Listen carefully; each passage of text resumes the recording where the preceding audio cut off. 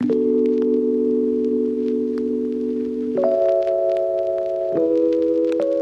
back to Valley Boys TCG. CK here, back with some Battle Spirits Saga gameplay. We have none other than Surveyors, a classic on the channel, against Ants here. We see the Naga come down turn 1 for Surveyors. This is going to be an interesting matchup because we have a aggro versus aggro deck, essentially, who can spam out and get in faster. So we see Butterfly lead into the Airborne Crag. Got 2 cores on the Butterfly.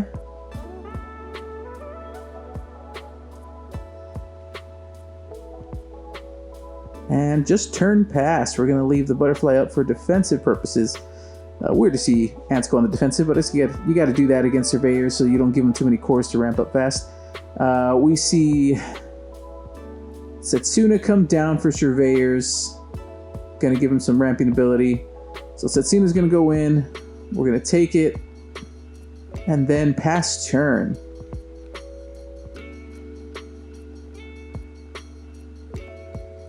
So now Ants seems to be coring up and just waiting here.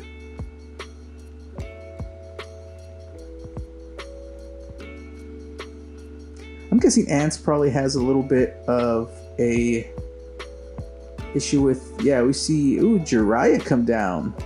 Now, this is an interesting build. We haven't seen much Jiraiya in any of our usual Ants.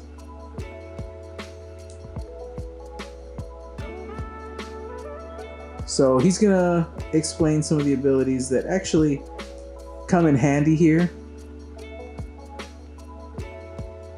Now, I think the Airborne Crag is a bit of an issue because he's counting Airborne Crag as being able to give himself a BP boost whenever you summon the spirit, but it actually only happens during the attack step because Airborne Crag is meant to boost your swift spirits. So I think there was a bit of a misunderstanding in how it worked.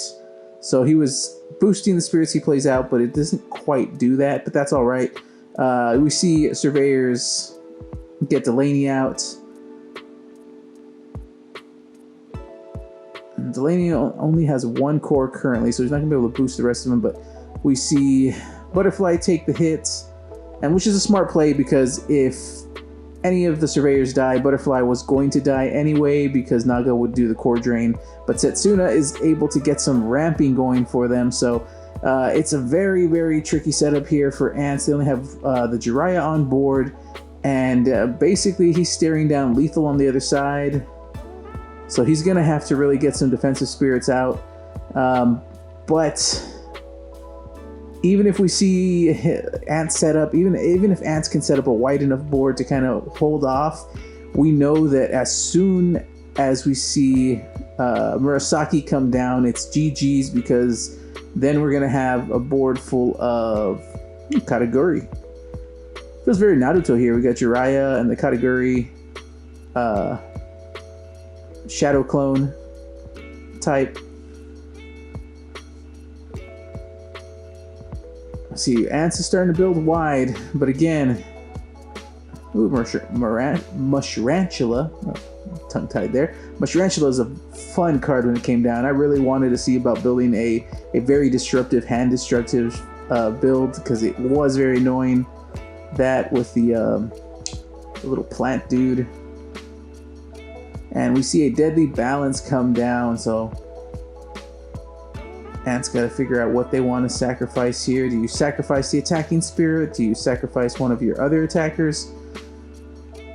He really wanted to try to go for game there. So Mushrantula takes the L, but because something was destroyed, he does get to core drain. So actually, the Deadly Balance ended up being a double deadly in a certain sense. It became a doubly deadly because, and then there it is, there's the Murasaki. He is not going to be able to block any of these.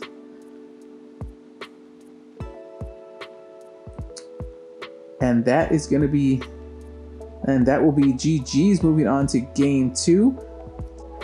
So it was unfortunate losing Kataguri because Kataguri did have level 1 Astral, which would have helped in this matchup that last game, but we'll see if he can come back. Jiraiya was a very interesting tech because it makes them get rid of things from hand if they activate Ice Shield. And so we see the Airborne Crag come down, and now we have Surveyors just setting up the Soul Horse to Rotting Swamp. Ooh, a very strong turn 1, and getting the chip damage off the Soul Horse. So it looks like he's going to go for an early game here, or a very aggressive start. And we got Kataguri coming down very early, and it gets to summon a token, so good countermeasures here. I believe he's going to probably try to keep Kataguri on board because it does have Astral, so it's his best way to counter Murasaki. So he'll swing with the Ant token and then just pass turn. And now we see purple. Oh, we got Fang coming down. Another Fang coming down. And he's got some thinking to do.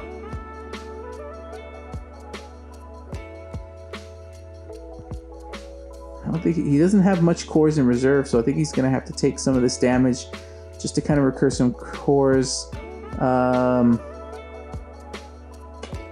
Yikes! Yeah, aggro is gonna be he doesn't want to sacrifice the category, but he doesn't want to take too much damage. So he goes down to 2 there, and he swings the Fang, and now he's gonna have to block. No flashes, but he does get to trigger Ant Strike back, so that's not bad because now he has the cores to be able to utilize that. So that's pretty good. Now he can kind of come back this next turn. He's gotten wide, so that was not a bad turn. Now if that's an Ice Shield, then that's kind of an issue. But he just basically he can summon one or two more spirits out and just kind of try to go for game here. Ant General would be a good play here. Or anything that can summon a token and trying to go wide. Let's see, he's paying up for the King Taurus, the Archduke King Taurus. Alright, so he's summoning. When he summons, he gets to choose 3 Carapace spirits, or basically 3 bugs, to gain a core.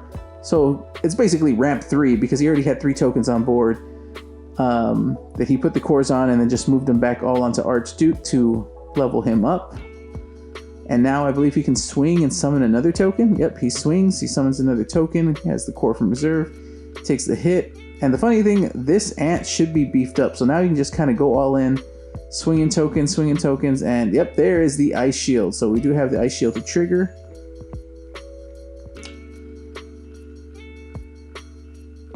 Now, if we see another spirit come down, it can still be GG's. We see another burst set there.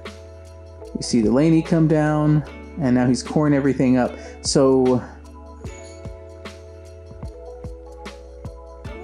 it looks like he's electing to just... Oh, there he goes. So he's going in.